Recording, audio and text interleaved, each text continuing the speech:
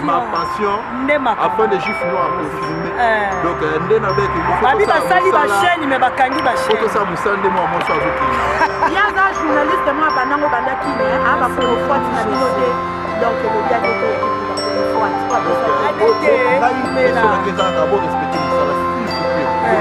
Autant le cas bijou, mais dans ma passion, hein? Autant le quoi, il est pour la table au fil au fur et à mesure, quand le quoi la reine de la tête.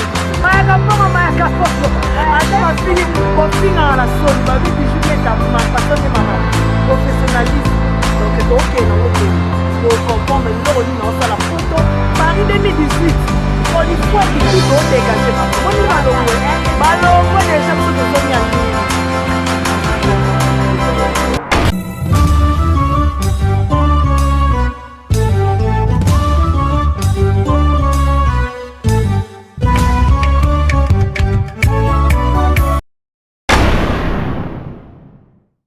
Bonjour et bienvenue dans cette émission Tosolo la vérité qui vous est présentée par la vôtre humble servante Bijou Meta.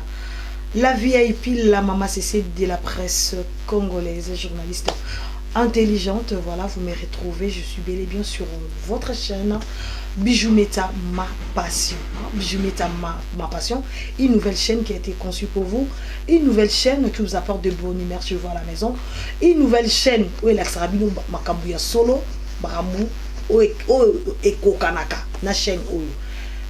Merci à tous mes abonnés de notre chaîne Bijou Meta. Ma passion pour la confiance au Bossali et pas Bijou Meta. Merci beaucoup, Boza et Belé, mon otanga, je dis c'est bon, merci. Et merci derrière cette caméra, il y a Mayaka Pongo, Lionel Mayaka Pongo, merci beaucoup pour la réalisation et puis pour le filmage, merci beaucoup. Et puis Nabato Nyon Sobolingara Bijou Meta. Je vous dis merci pour notre soutien à Bino. Donc franchement, je suis de cœur avec vous. Une chose, abonnez-vous et puis partagez, à chaque fois partagez mes vidéos parce que ceux qui s'abonnent à chaque fois dans ça l'émission, au bas de mon ango mbalamoko. Donc voilà, c'est un peu ça. Et puis quand on est la prometteur qui bino que chaîne nanga et ça ouverte dans Batounionson et puis dans Makambounionson. Aujourd'hui, nous allons parler un peu de la politique concernant Makamozo le Kanambo Kanabuso, l'actualité Makambo Belé. Et je ne serai pas seule sur notre plateau des Bijou Meta, ma passion. Je suis là aujourd'hui avec celui qu'on appelle Mec d'ici. Hein, Mec d'ici, c'est les Zino. Mec d'ici, les grands artistes. Oh, Salara vraiment qui va tout bas c'est na bandaku et en plus de cela a commis du sous grand chef cuisinier, donc a commis chef de DJ, les chefs cuisiniers. Donc pour mon évolution c'est les yeux marabout et zo mata musala ba grade mati. Donc nous sommes dans la preuve hein, les grands combattants bozo monawa c'est les Zino Mayaka Pongo, c'est les Zino ba carte naé, donc chef cuisinier hein. Donc bolo baka oh non il y a l'obaraka quand même, donc à titre professionnel, donc voilà.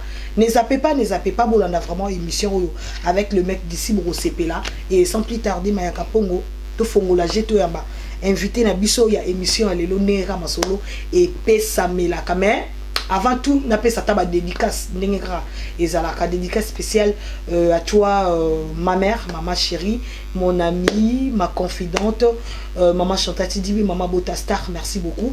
Et à mon petit frère, les Sali Nick, Maître David, les bourgeois, Maître David Congolo Balobi, en Europe, Ndema Kambo. Et sans oublier César Amunda, là je te salue aussi de loin. Batonio se peut bolingara. La VIP, on est ensemble quoi. Mayaka Pongo to m'a invité na biso. Voilà, tout à l'heure dans cette binoto ya mbambala moko invité na biso DJ Célésino mec d'ici. Les grands artistes et puis les chefs cuisiniers. Évolution, hein. Bonjour Célésino. Ah, ma passion. Sito yo na ebisio. Bijou Meta ma passion TV. Donc beau s'abonner. Beau s'abonner parce que y a beau ezalate, ezalape mingiti. De ezalate ezalape mingiti. Donc j'ai parlé en deux mensualités si vous voulez bien.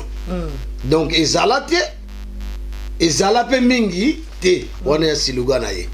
Donc si tu es comme on Bijou Meta ma passion TV. www donc bozalaka vous comprenez donc ngai na pesibino ka ngati boyoki monde entier c'est tout biso ba combattant résistant parce que ngala tout na combattant résistant donc je suis un homme qui se bat pour sa nation et son peuple dans l'ensemble sans modification, sans partage dans l'ensemble donc on a dû se battre et puis je crois que jusqu'à la naissance de nouvelle république jusqu'à la naissance de nouvelle république donc je crois que Bijou Meta www.net Bijou Meta ma passion lobby musala o bango bazo panza o bazo se sacrifier pour na panza sango donc voilà abonnez-vous merci Bijou Meta bonjour. Merci beaucoup Célésine, bonjour. Donc, et puis, Batoni ensemble, merci beaucoup pour la confiance. Célésine, Otozio, Lelo, ça fait un bon moment, ça fait vraiment longtemps. Il y a trop, hein? Oui, on a looké vraiment trop, on a patriote, c'est tout. Au bout de la mona yo kala. Ben, mona kala ngako na na ngako na tu na pena oya yo ya motema César. Na luka numéro César partout na mona ti. Pour le numéro on a été sur compte Facebook au monde. Ouais, na romona ye mais omoni er mo be je dois battre trop de makam. To bundara pour na binote. Er mo de gauche à droite, je suis au service du peuple. Dans le service du peuple, dans le monde en Autriche, dans le monde en Angleterre, dans le monde en Tambola trop, surtout dans ma boîte qui DJ chef traiteur, en tout cas marché à trop. Marché à trop, surtout dans notre temps, il y a des manifestations en Belgique, faut la quête. Il y a des manifestations partout, on a conscientisé le peuple, faut la quête. C'est les îles, vraiment, ça fait longtemps. Aujourd'hui, c'est les îles, DJ chef, cuisinier, habité, Zaki, passion, Oyakala. Non, si et committant dans la formation, dans ça les loro moro boy pour toi mon arraser les unes musiciens musiciens et loroté amaelete à ça la beauté mais aujourd'hui c'est les îles je suis vraiment étonné il y a au monde au singa carte c'est les îles avec un titre professionnel il y a chef cuisinier mais habité vraiment au kolobani na bateau pe ba habité donc bah apprendre aujourd'hui chez Bijou Meta ma passion bon Bijou Meta moi on a expliqué yo bah sous-estimera destin tout. Et puis la charité bien ordonnée commence par soi-même. De toi, il faut savoir trajectoire dans la vie, ta passion, passion dans la route. Voilà, on a passion dans la vie, moni échangera peu, échangera. Moi je parle à chaque fois que non, voilà, moi je suis né à Liège. Je suis un mec d'ici, je suis né à Liège, à Liège en Belgique. C'est la tête de WAM. C'est la tête de mes ex. Oh, sur la tête de tes ex? Oui, c'est la tête de mes ex. C'est la tête de mon chat qui a été empoisonné déjà au Congo. Na tigania ou na ngamo babomaye. Babomaye point. Na poison parce que babomie na poison parce que mboko na biso Congo bato ba leka kutu niveau ya kolia niao. Lelo comme mboa. Bamboa basila. Bon niao nanga. Bali ya tout le banalu donc. C'est na parce que exemple faut yo tuna nga pona ni. Babomaye point. On a expliqué. Donc nga non lamba déjà danger. Bon o balinga finga ba congolais balinga ko finga trop. Ko finga trop. Yana mutema bepe zo kola, zo kuba, zo kendo kapenda. Donc bato mitema be ba ko suka pena mabe. Biso to bundira na vérité to ke na vérité. Donc nga no lamba déjà o ba benga tata maleo. Nga na ko lamba mabe mo pe on a besoin ko to mère na bisoté. Nakini. Na lempe ma tembe na ba chaki bola bola. Bo gutango sikoy. Bon, danger, maintenant va t'embêter la mer. Oui, la mer, Thompson. Donc, l'ambiance peut être Thompson est juif. Donc, on a quatre, on a Thompson venait juif et mouillé. Aujourd'hui, on a comme mission nautique cassé, on a bien un squelette. Na moto mission pour et ça l'a bien. Na lamba ba madé sur un tembe. Vous comprenez? Ya rotekate, ya nga ya parler. Moi ma mère je venais à l'ambité ba petit na nga bango tout ngala lambe libango. Il y a Serge Lamba. Bon, la milieu de Fufa Congo, à Pembe, et à Roi Semoula Ibu. Oui, Semoula Ibu ou dans Belgique, Semoula Belgique. Il y a Ibu. Oh, pour bato yeba ba lamba semulu nde fois masango. Pour nga fois masango na ndako liango troté na kini. Na no mona ngenza ngenza. Na no liaka fois bazaï. Na o bateke. Ozo mo masolo ko dame. Na obetre mo no so ko dame. Donc tant na yé poto tant que c'est célibataire. En tant que célibataire balère wana to yé poto. Na ba wana. Tant oyé o obligé la mario moko na ngola. Yo bali na ngolambela na poto na olambela tie na wana oya biso to yake na orchestre ponga na ya poto na zonga poto pona bota na poto na keko kola na kisasa ale na zongi poto des la pe mambo solo mabolo ba menga na bota ko bota na poto ya na ngelo côté ko bota na hôpital ni na bota na Saint-Louis ba o ba na Liège ba ibi Saint-Louis na Liège na Belgique na Liège siko za pe na acte de naissance abana awa na acte de naissance na na bien omoni makamo uto leka babi na kufi mutu wana zo beta masonga na kufi asali ba montage na ye asali ba montage ayebi ngate to yeba internet yonga na onde to yeba ni ke au pire petite sœur ngo bi viens na selezino malgré to mona na kala to mona na arabe donc oyebi nga qui je suis et la première fois to fa na no boto solo mais yana ba chroniqueuse mususu ayebi ngate pardon ayebi ngate en tant que une personnage bien connu ayebi ngate mais ngai pe na yebi na ngai te mais amona ngaka na ba net c'est pas grave ko bota na poto bato suku ba bota na kini kuna ba bota na Congo au moins ça maman intellectuel ko saka te munda bota na poto allez bon il y a encore zo nga bota eza planète mais même soka la loyenge na Liège muto ko tango duti poani bakisengi musu ba bota ba dada mati ba mongol ba popi ba bota mawa boyo lo bakena bijou meta da popi te aza kisengi te dada mati mais popi moko ya mwasi ya mundele pata na ba avantage a bota mawa mais bijou meta do raisonner ko lekaye aza comprendre eza ndengona ti yo le sale site na yo et bien ba koka ba meka ba sala ba site pe ba koka te ba kena ngota mtsa comme ne mise ako ay comme ne chanani chanteuse sexuelle wana ubokela nani te nazana besoin bokela mutu te moi je parle nani ngo chanter en tout cas dans basé de yo banda ka boyi non nga naza ate pona bokela mutu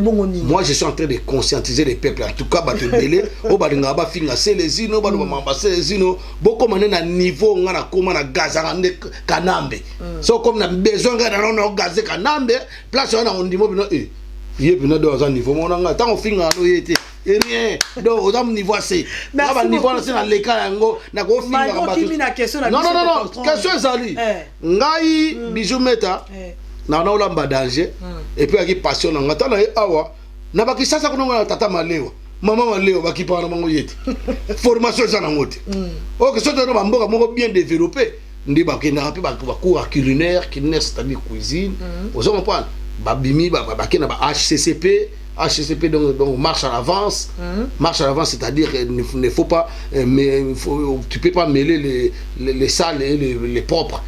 C'est les îles, ça va. Voilà. HCCP, voilà. Donc tu peux aussi faire des snacking, c'est qu'on a, c'est que nous dans salle de sandwich. Chez nous, le terme culinaire, on va snacking. Et tu peux aussi taper à la machine. Taper à la machine, c'est-à-dire quoi? Taper à la machine, c'est-à-dire voilà. Tu es là, aujourd'hui, on a caisse, ou bien on a la caisse. On a un plateau, on a compté, biloko za combien, on peut se ticket, bon appétit. Vous avez compris? Makambo wana na kisasa ezate kaka tata malewa to leka. Fufa masanga munene. Vous avez compris? Mais ok ba maman na biso nde balamba na kisasa wana eza danger. Ba lamba rapena po ba mère ba ebo lamba na ba kisasa ba tata ba maman malewa ba yebi hein. Mais ceux qui sikoyo mboka yalaki moi organisé. Formation. Voilà, donc on a ça OK tant na est-ce qu'on a mboka oyo tant na zongi pardon pour na zongi na vandi pour ba na zonga ça fait un bail. Ça fait vraiment un bail et de trentaine de années je suis là. Tu vois, trentaine d'années, excuse-moi de te tutoyer déjà, trentaine d'années je suis là et j'ai bien raisonné comme un bonhomme. Comme quelqu'un qui est vraiment autonome, comme un mec d'ici, voilà, comme responsable. Je suis sûr que je suis responsable de ma vie, donc je me suis dit voilà, pourquoi pas suivre des formations potentielles avec des projets professionnels pour qu'un jour pour obtenir un titre professionnel, un diplôme de CAP, voilà. Et puis mon diplôme là c'est bien délivré par le ministre, par le ministre de l'emploi. D'accord. Et ça, ministère de l'emploi, là. Vous comprenez? Donc, na minute warado na sali yango ba cuisine na biso na africain na fini yango te mais zapendenge mo o abiso awate. Ici il y a des entrées. Il y a ba combo. Pour biso na raro yega ba blambi fufumba la moko boulou. Nous allez ken allez. Comprendre? Mundela liaka na livre. Mundela liaka yango mona mundele fo mona ngala za mwa libumwa. Pour mon mondele à moi les boumounene za bana bango mais baza pena rare pour mondele à l'heure na midi mondele à lié 15h mondele à digérer tant comme nanda kuna e tam sou soupe bien goûté à l'ali lobido yo mona mindele bazo kufa belete ndeko la biso na mboka bato tande bazo kufa ba régime alimentaire na bino et ça bafoué beaucoup na comportement on a depuis Afrique. OK, ce n'est pas ça. Vous comprenez? Donc moi je sais que je me réveille très tôt le matin à 5h, je dois aller faire ce qu'on appelle ORT. ORT c'est quoi? Organisation rationnelle du travail. D'accord. C'est ce que je vais aller faire très tôt le matin dans la cuisine, à Elior, soit à Sodexo et tout et tout. J'arrive là-bas, je vais faire maintenant mise en place. J'ai fait une mise en place, j'ai fait l'assaisonnement de tout au chaud. Il y a aussi des fois aussi je peux travailler au froid, dans les cellules froides. Là-bas, je fais des entrées, comme des salades qu'on appelle tartare méditerranéen, comme des œufs à la riz. Mais ça se prépare comment en fait? Des tomates modérées, c'est des trucs non cuits. C'est des trucs non cuits parce que chez nous, il n'y en a pas. Nous, on cuit toutes les choses. La nourriture, il faut mettre ça au fait. Chez nous, quand tu manges par exemple salade monégasque ou œuf à la riz, tu vas manger ça comme ça. Mais c'est quoi la œuf à la riz? œuf à la riz, c'est une salade aussi. D'accord. Des œufs, maïs, un petit moutarde, mayonnaise réalisée. Quand on te dit que mayonnaise réalisée, c'est-à-dire mayonnaise, c'est toi-même qui as réalisé ça. Donc, tu sais comment on fait la mayonnaise. Je ne peux pas parler ça ici. Il faut faire des formations pour connaître ça. Voilà. Merci beaucoup, Célésine. Voilà. Merci. Donc, voilà. Donc, c'était ma passion. Et la passion, na salle on zamba pesinga makasi pour tout dépend de Dieu. Sans Dieu, tout ne va marcher. Tout, il y a pas quelque chose qui va marcher. Moi, je crois en Dieu. C'est pour ça que je dénonce les féticheurs. Des mauvais faiseurs de ces terres, de cette planète. Ba satana, obalia ba nie, pour bazo ba lupemba, ngana za ba mec d'ici, na ba meuf d'ici ba linganga partout. Na dia nie, je suis pas obligé. Voilà donc. Yangwana on peut ça donc, on va te compter la question de Moussousou. Je suis un chef traiteur. D'accord. Je peux aussi vous changer quoi là, votre régime alimentaire. Na ba fête nabino. Bon, lieu pas dessert parce que je vais pas parler des desserts, je parlerai ça à la prochaine. Ouais, prochainement. Donc là, je parlais des entrées et des choses. Je vais pas citer des cuissons parce qu'il y a 4 sortes de cuissons. D'accord. Donc bleu, saignant, à point et bien cuit. D'accord. Voilà. Des termes comme ça, il faut que je parle ça en tant que chef cuisinier. Chef cuisinier, d'accord. Donc je sais comment je peux cuire les frites jusqu'à combien de degrés. Je crois qu'il y a 180 degrés. Donc ça, c'est la température. Quand je parle de la température. C'est les îles à prendre mieux.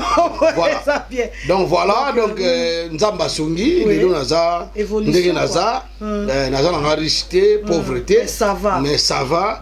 Yangwana qui tout ça, la misalo pour l'obita, on a beaucoup na nouvelle renaissance en nouvelle république. Tout initié ba nani ba jeune bazokola yanto bunda pour l'avenir na bango ba quand même métier o bango ba benga malé attention to ko développer on ba terme culinaire. Pourquoi pas moi c'est les ino un jour là-bas au Congo je peux devenir na idée ya Coliche. Na obi Coliche, resto du cœur. Resto du cœur. Pourquoi pas c'est très important madame. Donc c'est ça que je suis en train de tu vois. C'est pas ça pour que je suis pas combattant con. Moi je suis un combattant quand même qui raisonne avec un tout petit peu que j'ai appris ici, c'est ça que je vais aller réaliser là-bas et adopter aux autres. Tu vois, adopter aux autres et les faire connaître comment valeur na bango en tant que les autonomes. Et pourquoi pas créer des cantines scolaires dans les écoles primaires et secondaires. Pourquoi pas dans les cantines académiques. Pourquoi pas créer des maisons de retraite de vieilles dames au Binoso. Voilà. Donc on a dit que Ezali bandeko na ngai orebo bobo ngaka bokane la bato botama na poto ozokane na do bato kobeta bato bambata babiloko mo ezanga tina ba korumpaka bino. C'est le moment d'aller prendre des métiers. C'est le moment de tracer votre projet professionnel. On ne sait pas un jour ou l'autre demain qu'est-ce que tu vas devenir. Aux alaka corrupteur, aux alaka anti-combattants, ba combattant bazo bunda po na bino po na lobby mboko ane za la bien. Mais boza contre bango botos à l'ensemble. Merci beaucoup Célésino, j'espère que Boyo qui passion à Célésino a expliqué et puis bateau Nyon Sobolibo contacter Célésino bon on a pour ça Célésino service traiteur na DJ numéro à bijou meta to ebineni to reçoit Célésino la bino vraiment DJ musique à kitoko animation maître de cérémonie animation makambutu en tant que maître de cérémonie aussi. Tu fais tout en fait. Mais écoutez, quand on a fait des vieilles, voilà, faut l'ambelanga. Au sein de l'anga, dessert, on a entrée. Comprendre? Pour pas Congolais, on a critiqué le chef, on a dit que ça l'a rappelé bien. Bah traiter, on a ça l'a bien. Mais on a habité, on a plus que bango. Vous comprenez? Mais on a tangé dans classe, on a papier, on a éduqué. Faut la la montée là au moins que ça l'ait d'arrêter. Vous comprenez? Faut na ça le système, on va bien DLC. Tu sais, DLC ces années. DLC Zali, date de limite de consommation. Et bon, DLOI. Oui, bien, oui. Date de limite optimale d'utilisation. Voilà, c'est ça. Vous comprenez? Donc, il faut connaître tout ça. Parce que tout ça, on a l'alarme à la fête. Alarme à la fête, mais bon, excusez moi on a quoi na sima. Na le boy, gros mot, parce que dans le bas, sérieux. Na le bas, gros mot de shooter na Prométhée Bino. Moutou, on a ayebi que sur Azolamba, Moutou Azolamba. Faut bien raser. Tant que faut rasuter. Normalement, on rase mandef très bien. À chaque 5 minutes, à chaque changement de service, il faut laver tes mains avec les brosses. Baye bien ôté. Vous comprenez? Donc, on a ça là-bas. On respecte l'ordre et l'hygiène. Pour il y a des on appelle ça comme anaérobie et zali, microbes. Oui, qui n'a pas parce que un microbe est bactérie. Na terme culinaire, un bactérie a se développé à chaque 5 minutes. De beaux à blague.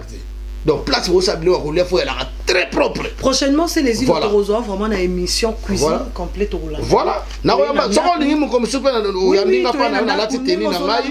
Na zolamba ba biloko ba ingrédients to ça wana. Tout au film. Oh ba benga, tu connais oyebi ba condiment. Les condiments, tu connais pas? Non, je connais pas. Les épices? Non, les épices c'est autre chose. Les condiments c'est autre chose. Ah bon? Les condiments c'est-à-dire des sauces. De quoi les condiments, c'est-à-dire tu peux hacher quoi? Ben toutes les façons, voilà. Tu as vraiment une émission complète, nanda ou soit tu t'invites chez moi à la maison. C'est les îles dans la cuisine, nazo lambaré. Nazo poser ma question expliquer. Voilà. Donc kaka na et puis la cuisine française quand nazo un diplôme il y a Union européenne, même Amérique. D'accord, tu peux même travailler aux États-Unis. Je peux aller travailler partout. D'accord. Du fait que je suis français moi. Je suis français, je peux aller travailler partout. Mec d'ici. Merci beaucoup, c'est les îles. Toko ta vraiment na makambo eta libongo boyembo ka déjà to ebissé les îles l'autre fois tout le monde a quitté les îles à Koufi mais aujourd'hui je suis surpris au monde a c'est les îles aza toujours en vie au sala qui base na yo pour créer base na yo kaka pour ça na moi ja poisson d'avril pour être mec à le 1er avril hein. Ah bon maman yo mora olali bolamuki obo sala buzz to sala ki mamba ke ba ekirimo ba lingelo buluke to ba c'est les îles à Koufi donc na habité les cas qui ndenge nini yo mora ndako moni na ba page na ba internet ba to bazo bengo ba pe na désordre de Koufi et ça la ndenge nini. Bon écoute maman Réponse dans bon, j'ai trop parlé ça. J'ai trop parlé de ça, mais malgré tout, ma collègue, nous, monsieur Pénat, tout ça, des missions, nous avons invité Banso Balingi, ça des missions parce que, faut nous bien, parce que tout le monde en Singapour, bien tout le monde en Australie. Pour moi, on a des fanatiques en Australie, parce que je suis un défendeur du peuple. Mais parce que monsieur artiste, pour moi, artiste est engagé. Un artiste qui a des soucis de son peuple. Avant de faire un disque, il faut que je pense à mon peuple. C'est mon peuple qui m'a fait que je sois maître d'ici. Et mon peuple qui m'a fait que je sois chanteur. Grâce à ce peuple-là, aujourd'hui, moi, je suis en Europe. Je suis revenu en Europe par la grâce de lui-même, le Dieu, et mon père spirituel, Marie-Paul, à Tchitchabelis. Je suis reconnaissant. Je ne suis pas comme les autres gars. Ils sont très, très ingrats. Avec Moutou, ma bino na poto tamsa ngabe ma ta frère na banana. Ma mema bino me pour moi au final. Naza contre Moutouti, c'est lui qui se sent piqué, connaît l'affaire. Moi je suis pas là pour citer les noms des individus, des sans-valeurs, des homos sans bien. Moi je suis quelqu'un qui a été quand même sur les bancs de l'école. Quand je parle français, j'ai amélioré ma langue de Molière ici. Donc parce que j'ai aimé d'être comme ça. Franchement, ça me fait énormément plaisir aujourd'hui. Ben oui, voilà. C'est les Zino, s'exprimer. Ça va te faire énormément plaisir. 15 minutes en français et puis ça va te faire ça passe toute seule. Écoutez, ça va te faire énormément plaisir parce que nous, quand on dit que les peuples, auparavant c'était quoi à la base? Non, j'ai parlé des vulgaires, j'ai sorti des vulgaires pas possibles. Ouais. Mais des gros mots en fait. Des gros mots, voilà. Mais là, je me suis dit que non, il y a la jeunesse qui me regarde, qui m'apprécie. Exactement. Donc je ne peux jamais aussi répéter des trucs comme ça. Ça va jamais se reproduire. Donc c'est pour ça que je me suis décidé, non, je ne parle plus des gros mots. Je parle plus jamais les gros mots. Plus jamais des gros mots. S'il faut reprendre la mentalité de quelqu'un, de les remettre à sa place, je vais le faire. Mais insulter, soit quoi là. Je sais. Au début, tout un début, au commencement, il y a tout un début de faire des trucs comme ça, mais après, ça va s'améliorer. Voilà. Le problème, c'est ça. C'est les Zino. Na promette batwana ofinga sutumute. Na ofinga mute. So yo ofinga na yo. Finga na onengo lingi. Finga.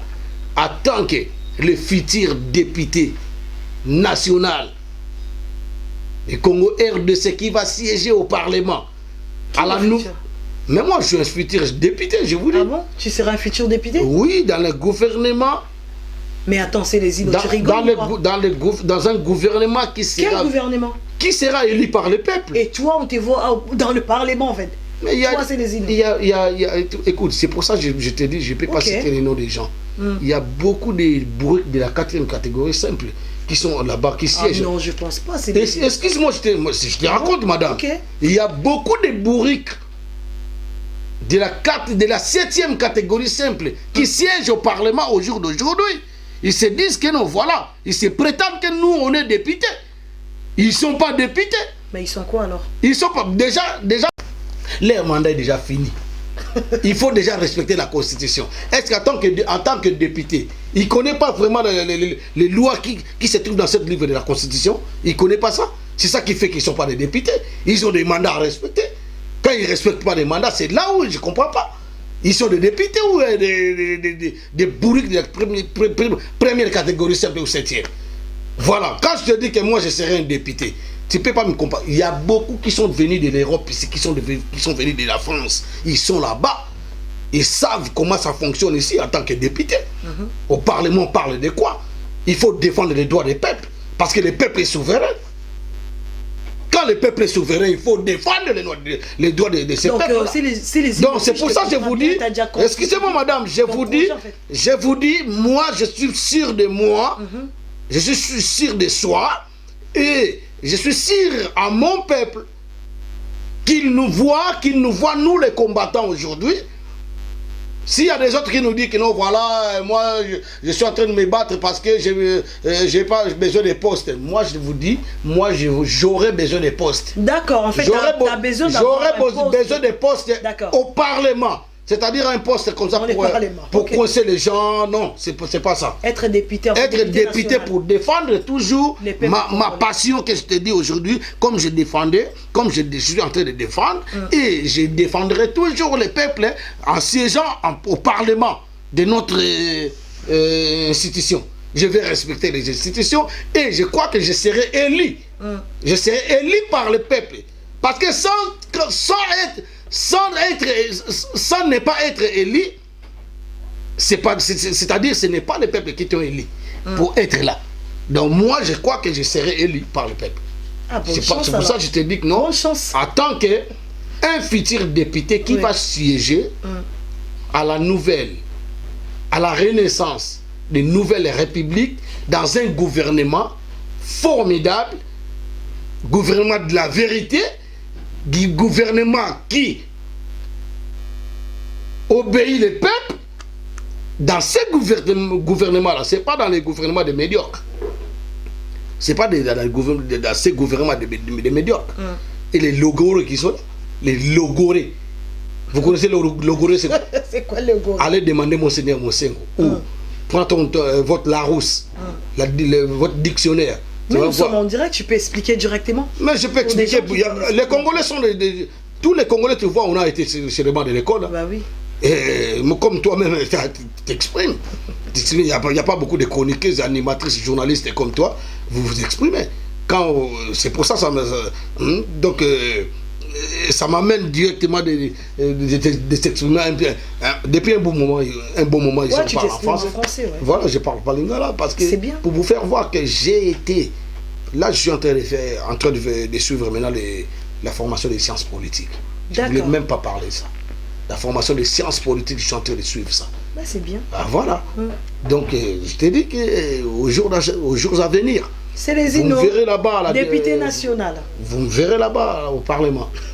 Voilà. Ok, merci beaucoup, Célésino. Donc voilà, là c'est Célésino par rapport à ses propos, donc Azad direct. Et en plus de cela, Azad peut s'exprimer qui n'est pas lobby. Célésino, aujourd'hui, tout un phénomène bongo, les combattants, vous êtes là. Aujourd'hui, Mama Kambozo les cas et Belé Namboka, parlons de l'actualité.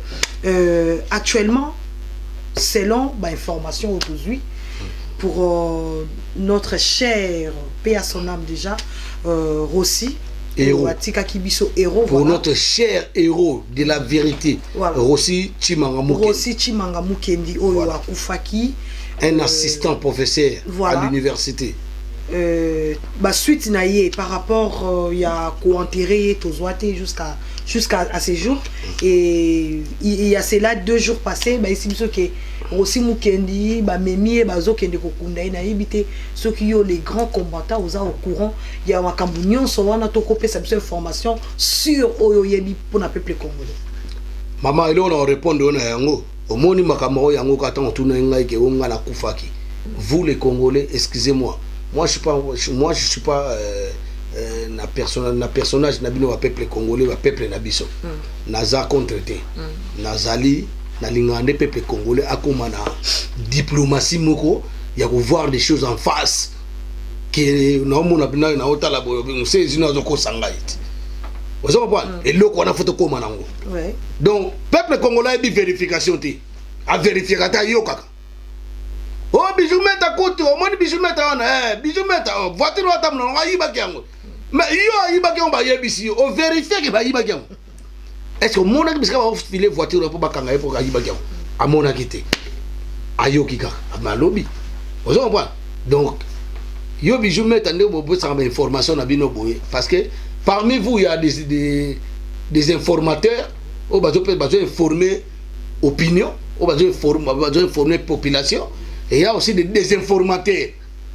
Donc, makambo mona bebe loko nsikongo na yina balokuta oyo c'est na monde na média. Au mona makambo ya makambo mususu mutake koma titre makambo mususu. Ce n'est pas ça, c'est pas bien. Yo to ça musalo pokola pose la menteur bien mensonger. Ozo ba likambo ujo lo bawana. Ngande ba côté ba kosela na individu wana homo sapiens wana, excusez-moi, moi je vais les qualifier c'est un homo sapiens. Donc c'est des gens qui ont été à l'époque de Nabucodonosor. Je ne sais pas si ils sont aux organistes, autant en classe, autant en cours d'histoire. Ben oui, c'est des gens, c'est des espèces restées à l'époque de Nabucodonosor. C'est des gens comme ça. Donc il est là, il apparaît comme ça sur le net, il a commencé à raconter du n'importe quoi à propos de moi. Non, il est mort, il a monté aussi des trucs qui n'est pas possible. Et tu peux aussi faire blesser les gens. Il peut tomber de tension, ceux qui souffrent de tension, il peut tomber pour rien. Et regardez ici, il y a ma mère, elle était là. Excuse-moi, j'ai pas dans la bonne histoire, question Batuningate. N'a pas ça un petit guillemets, entre guillemets. Donc voilà. Ah ça les ambulance, mais tellement con qu'il est, excuse-moi de lui dire, c'est un con. Je ne sais pas son nom. C'est lui qui se sent qui connaît l'affaire. Je m'adresse à qui? Je m'adresse à toi, monsieur. Monsieur qui a... Donc c'était un garçon en fait. Ouais, c'est lui, c'est un monsieur. J'ai vu des images. Okay. Alors, yo tiens que pilon, ambulance, il y a Londres. Moi j'habite à Londres. Okay. Et le monsieur il habite où? Il paraît, il habite à Lille. Moi je ne le connais pas, quand ça va, non. Il est traduit à la justice. S'il ne m'appelle pas trop tôt, s'il ne m'appelle pas, il va me démanger parce que là, il n'y a pas des épreuves tangibles. Hein? Il y a des épreuves, il y a des épreuves là, ça se voit directement, c'est lui qui parle. Vous comprenez? Donc, il y a moi, attention, en grosso modo, c'est que je vais te répondre. Et Bembe a Rossi, Kor a Rossi. Oui. Jamais pas que Kundango Bongo. Ezawa Pikas. Kor a Rossi, si le lo bakango parce que Baba Marani. Pour la émission, Kor a Rossi bakango. Le gouvernement illégitime. Pourquoi? Commandé par Kanambe Hippolyte, un imbécile à la tête de la nation. Quelqu'un qui ne veut pas connaître les représentants des occupants au Bazana Congo. Makambo ba Congolais ba joindre Sabino bo fongola miso bo telema. Pourquoi ba to kosa kota bino na mawandike nike? Yo quand bo mituna bino mo na banda place bo tala biso bo na meda bijometa. Bo mituna pourquoi Bemba papa Tshisekedi un fils de la nation. Papa na biso wa yekusa biso état de droit. Aïe ça biso que non sommes dans ça na mabe faut que s'opposer na opposition to yedi ngolelo to koli na yo bijometa to koli tinde to koli bona ba Congo na biso wana. Yo bite état de droit et ça l'a raté. Mais tu ko yeba ngo tu serais dans nos bundisa Mobutu. Un grand homme ndengwana. Et bien maintenant il est combien de mois? Bah 1 an. Cornae combien 1 an, 2 ans. 2 ans yango. Et ça la kuna pourquoi ba kunda papa na bisoté? Hein? Bage kunda na baba ngani. Baba ngani. Ya na senga na président Fachi, président Félix Tshisekedi. Na secrétaire général à IDPS Jean-Marc Kaboun na linga bango trop parce que ba congolais parce que so congolais na lingoté na situation to vivre na mboka siko so za congolais na lingoté au mato ki na linga na yote parce que passe to zo mona et alors to mona passe na kati ndako tata la bino za mopai yebisa ngai bo lia bien awo mina mbo ne masanga lango na ye bakiti to bogeta na ngoyete TV pasu ki kuna italiete ke makamto bona mboka yango na sikoyo Bemba Rossi Mukendi babanga ka ko bimisa ngo ya ona tunio est-ce que Bemba papa Tshisekedi est-ce que c'est yaki déjà et yaki te babanga nini soulèvement populaire et Bemba Rossi Mukendi mon héros pour nga beke héros na ngai nga za héros vivant mais ya za héros penda donc plus que moi donc pour classer ba Ale Moloto ba Floribel Chebeya papa ndeko na biso bazana bakufaki bele ser na ngai bakufaki na kitambo deshade ozo bwana vie Moloto na tangi ni donc mukolo na makambo wana so zali ke héros solo yate héros moko héros ba empoisonner héros te ozo bwana héros ko papa Lumumba Banchwadi Fikimbango, even Chwadi Fito like this. Obino benga Simo Kimbango. Bolongo la Simo wana. Exactement. Ils ont Chwadi Fikimbango. Pourquoi Chwadi Fikimbango? Chwadi Fika c'est comme on est vrai. Comment on est Chwadi Fika? Ba christianisme ba yaka ba mindele ba yeba dongo liso ba esprit na biso, o to ensemble nzambe mpungu, ba yeba che Simo. O bijou. OK. Dio bijou so ba bengo na lingala ba bengo na. Wolo. OK. Nga Serge, na yemi même pas signification ngai. Yoko to yebeta wolo Simo Kimbango donc Nchwadi fi ozo bana donc e Bemba Rossi bazo linga obimisa ngote bazo banga moto bako banga moto ce qui fait les preuves que eza banga ndo babomisa ye kasi za wapi kasi te eza kana kisasa na ba morga kuna ya ba morga so ba kundi bako ke kunda ngo sans biso to yeba te biso ba combattant résistant na ba IDPS wana ba parti politique wazo bunda na ndenga solo. Donc formation wana eza lukuta. Eza lu fausse formation. D'accord. Vous comprenez? Famille. Ya on a sepela to na mwana mwasi o Gloria nani Panda Shala. Panda Shanga. Panda Shala. Panda Shala en tout cas Gloria Panda Shala. Gloria na pesi yo mbote en tout cas zapinda Jeanne d'Arc na biso. Donc na sepela no makasi ndongo ta ser na ngai mobundeli ya mboka toko tika te tozobunda. Donc nzembo moto ma tokolemba te ata babomi biso nga combien de fois ba empoisonné ngai nga bangba empoisonné nga kala mingi tawa mikolo na ndotanga ba komba po bato wana fo ba yeba na ba non dénoncer bango menacer nga ongo mena ko dénoncer na kombo na yo na bato batindi yo muto a dénoncer nga na yebi mais na zo ba kombo ne bien te faut na vérifier na kombo ne bien et pas mbila po za pas mbila. D'accord. Ozon pas il y a na tribunal de grande instance et ça peut na brigade criminelle.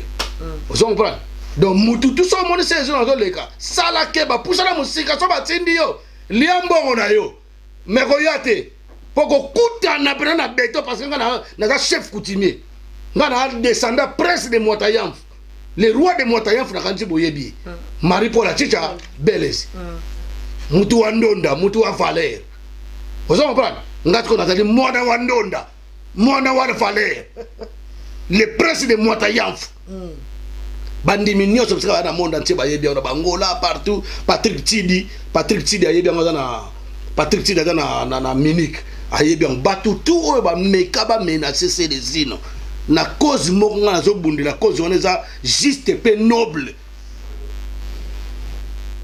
ngala za incorruptible ya ba bisa bino bo pona batu tout bo menacer bozo meka 2018 ou de souka na 2019 so bosili sango bolo baté makila peuple wana ezo coloré mabela Congo te Ebemba Rossi bakundi yango epaité ezali donc fausse information bolinga bo vérifier ba congolais tournez votre langue 7 fois pour savoir si c'est vrai ou c'est du mensonge.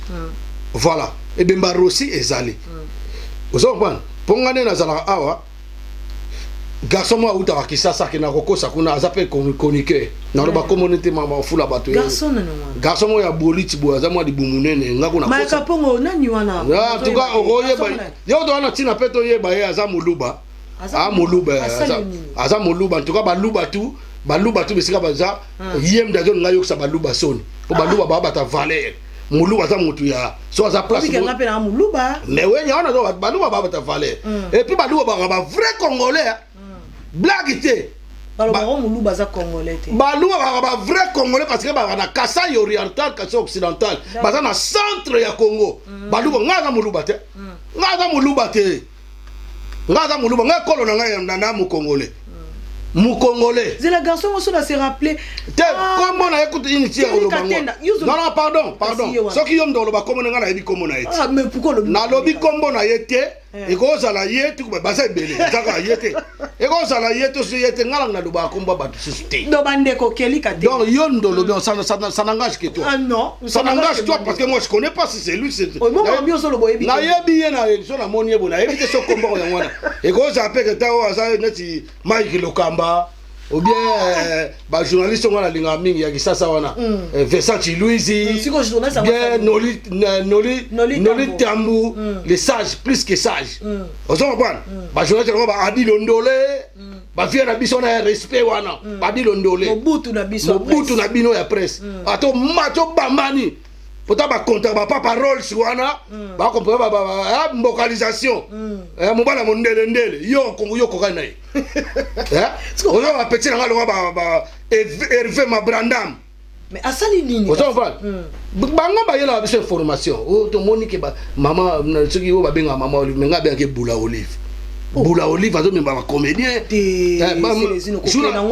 journaliste amda même la so wa munene wana otali kombo wana keli katenda wa bouffon wana aina yem mutaka ojua carte information yende yako ya biso de formation net ngata no so ane bien moi no yela ngabe formation ngoni Kabila asali boy donc je comprends donc biso ba information to zora o André Mbuta okita lobby mutakenda mingi kini mutuna ata mutuna bisote ya za un agent au double G bazali bene na Congo aza agent à double G donc ali soto pc to lipo aza mutanzala pe ana nzala mingi ana nzala donc ngaku na mona vie na imo aza vie wana je salue en passant vie na autant en comboté mais maître oyebi pour na ko dévoiler comment maître pas tellement ça trop bien yena maître na ba yoko na akututi ba yoko na katena na ndeko na ye bata bon mais est-ce que oyebi que c'est les îles makambozo lo bezam et ben oui bata yem bata tu nostu en air ba kombo auto ko beta bato to ko beta so ba kitina so ba ina aéroport muta ina liste okeni katena muta yem da ina liste Zakarim da pesier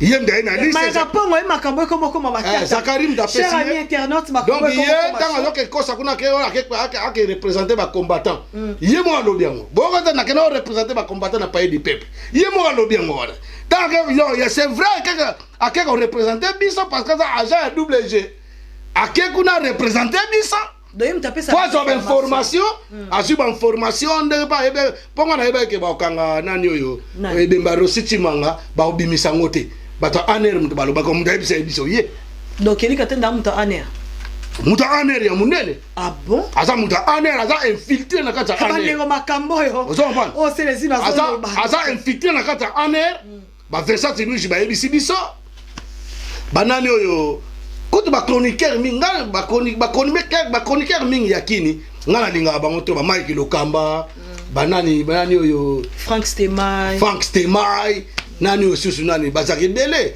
en tout cas musuna bosani masara nani oyo o ba no sala na RD Congo information garçon wana pas César Ngadi nani oyo na bosani ye na bunga pe na bosa Matika Songo elonga ma bébé vous en comprenez donc Mike Lokamba ko mikolo a changé moi structure a la sabato ba soma mama pam te Matika Songo na ebité na otala na bien prochainement na loba ba kombo na ba donc tous ces individus bakoki encourager na poto biso do salaka tokena ko luko bimi tongo po futa ndako bana bazala bien banini donc yo polino ka po agent en air et puis emporteur ya poison siko makambi ozolo ba les îles eza makambu oyo ya solo za donc tanga na yebi omoni oyebi journaliste mo tomber nango c'est les îles mbe makambo na zo babata king boyo kango na aner boyo kango za infiltré kuna biso to ba makamna na mabe bo sala ya makamna ne bozo kanga bato bozo boma bato kuna po biso to ba to ba magie to ba magicien te Zakarim da yebisa ngo ndeko na nani mwana musana e boy na ewana yo muda poto za boy ya bataki sasa ozo comprenez donc ya kota kuna situna makambo oliva bela asida yemda lobi ngo oh yebisa biso ngo banaka oui yeko na makambo avant makambo ezalake no oliva zo mema ba comédien na poto bomona ki ete na aéroport na bango namda yebisa biso ya bokanga bango bazo ya ye avant agence double G ato futa yika $20 mais kuna était sur ba futa combien oui ayakalo aloba pe makam na biso akememe nkuna mais donc ada songi moko songi d'état mikolo komone yangwana oh songi tombe d'état songi d'état na fingi ete na qualifier kaka nazo finga batute nazo dénoncer kaka ozo comprendre donc ngana loba ko makamba ngote ngana kamwe kote mo asali ba combattant monsieur na poto biso to ba combattant biso na to bundaka te biso to so na raté na kata libota divergence ezangaka te singa famille kata na benanga me kata naga te mais sikoyo soki yanga koma donki combattant moko loba kombo ngana loba kombo ya mutu wana te yo ndo lobi kombo na parce que ngana yebika kombo na mais ka so lobi journaliste so kombo na ngana na yebika ngana yebi ba Matika Songo ba bijou na yebi ba Nolintambu mais na aide yo kaka toi na yebi ba papa rolls localisation ba petit na Rita Kimanga oyebi na yebi ba Mado Shako ba Edino Image ozo comprendre na yebi ba Lionel Mayaka Mpongo ozo comprendre donc liboko électrique liso niao ozo comprendre Mayaka Mpongo loboko électrique liso ya niao donc ngana yebi aza danger donc ye mikolo yo donc il tanga ya kangi Paris tanga bo mona bina mayaka mpongo fo tanga pe ta botanga beauté image joyeux anniversaire beauté image joyeux anniversaire beauté image donc tanga ba beauté image je compter pe ba mayaka mpongo vous comprenez baza ba marque Jacob baidino image batu ba na Paris bangwa yo obamba no kitina se otikali mutakala po kalami to be liboma na lakelio obela liboma na kama peuple zo tangisa makila na ye yo sala ki infiltré o sala ki traître peuple zo tangisa makila na ye yo oke kuna po ke no loba tatona makambo batu ngazo comprendre te tona makambo ya très important au photo kipe ya mboka wana ba rosina ba kundi ba mote ozo comprendre ndeko na so Rico akufa na mbanda kana to kundi yete ndeko na papa na biso papa Etienne Tshisekedi nato tala mbaloyo soka mbeki suko yako tonga ba combattant na Kinshasa pozo makambo bata ane na bata makambo ya Kanambe ame mangwawa ba combattant IDPS bo beta ye botele mena peuple congolais botele mena mutu wana za na masina kuna kote ya nini ya changu na changu na biso na masina bakota ba sans fil kuna ozo comprendre bana sans fil bobike ngana leader ya changu ngai na leader d'opinion c'est pas leader ya mama pamba o sape o yemba na tikili bino na danger mais na tikili bino Mexico nga na lobi boy keba messe keba na kombo Célestino prochainement na oyela yo pour na vidéo aussi là pour na vidéo pour na tout ngana mama peuple na yaka mabe na mama combattant résistant na yaka mabe donc prochainement na ya pona na yaka vidéo mais Célestino zela no pas yo be di de simba yo et yo be nous zolo loame oyebi ya Thérèse oyebi Sarah Martinette la gardienne de la paix oyebi Sarah Martinette ouais moni Sarah Martinette je te salue voilà. Je te fais des gros bisous Sarah Martinette voilà est-ce que ya yebi ani luwa ndungu zintende est-ce que yo oyebi César Amundala yo yebi molonga ni ya Bijou Meta yo ngeno kosa makambo bona bo yo kanza okabula César na Bijou soni soki yo comportement na yo ezaki mabe comportement au chocolat raté ba ressentir ba odeur na ya mabe à chaque fois bon côté c'est les îles c'est bon voilà c'est bon non na mono comme tombo non omoni soki couple la bato za bien nzambe na ngai couple la bato za bien boya kate bo kabula bana evre na yo kaka sango wana ya pamba wana ngai oza petite sœur c'est ma petite sœur chez nous on est des bantous je dois respecter les bala na bango donc keba na mingi olobate entre parenthèses mais elot lobby ndeko sala keba sala ke mona na komi siko na kanda na bande muke na bande mata malembe na ye apona finga bate na otika pe ofinga bote bande ko na diaspora ba combattant résistant pas inostu bozali boka kombo o Bijou Meta tangaki boye ba ke kombo wana nde mutu e na poison kombo wana na poison na poto kombo wana zo ke solo na Zakari nana yebite ke Zakari afinga bana poto yo ke solo wana punta ndengwana nana yebite ke Zakari aza kolabo yemo ko kula ndima yango yo zo ke solo na bata bozo ba pe yo représentant ba combattant c'est-à-dire solo na ba combattant pour que no comme infiltrer o yeba na yo pe Zakari o yebite ko bozo na infiltrer na aéroport faut bokanga yebo tuna yela nini Alexandre Ndagwa tonga oya ko sala misala chantier na izawa c'est les îles grave ozo chantier na izawa ta bopona bata ko tumbola ngala noli te moni noli za grand journaliste ko lega yo ba visibilité no la sala yena sala ngote o tikala pe ko sala ngote oya na ndaku na ngomona ndaku na ngai yo ebi ndaku na ngai et puis tu sais les yo oso défendre Noli tout ça nazo défendre Noli parce que Noli il est pour rien au monde biso to ba défendre du peuple ata yo le londo za bo Bijou Meta mutu mo yo ko selo makambo alors tanga ko modo mabe OK ozana innocent osali ngote quand même faut to parler na yo biso to le ba juge un rôle du juge c'est quoi rôle la juge yali a yo kama to mi balé ngana yoki yo na yoki pe Noli tana yoki yo boye oyo s'attaquer na moninga nini jalousie bien nini fais ton boulot on est là pour le travail mais c'est pas o yeli sur pour na okenda ko luka poste na kisasa na kiburi kina onoza na français tu t'exprimes même pas bien moi je m'exprime avec des gaffes je sais bien j'accepte je m'exprime avec des gaffes mais je suis en train d'améliorer ma langue de Molière. Je suis en France quand même. Regarde comme je parle couramment et puis calmement et posé. Mais moi, toi, tu as déjà fait une émission en français? Toute une émission aussi, c'est de début à la fin. Mais c'est quoi voilà. Donc on a très Congo. C'est les innocents, pardon. Le bengi est très très. Mais c'est quoi le bi azalarana bino, azana bato Congo, bama Cameroun. Mais traître Moussa Neni. Quand on vous appelle traître, infiltré, c'est quoi? Tu veux que je t'explique ça? Non, c'est pas que... Mais voilà, un songi d'État, si vous voulez bien Lingala. Un songi simple bazali. Songi simple bazali, il y a un local de kaka. Mais un songi professionnel d'État. Donc il ramène ce que nous on fait dans la diaspora comme programme, toujours Lingato Longola Kanambe. Yake Lubango, Ake Lubango, Talabado Nabasala Boy.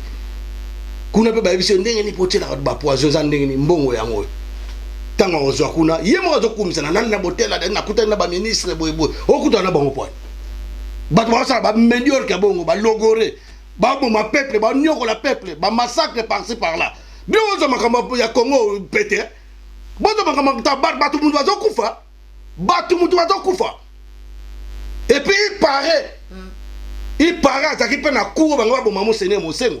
Ah bon? Il y a Azalaki pe. Azalaki garçon Moulouba.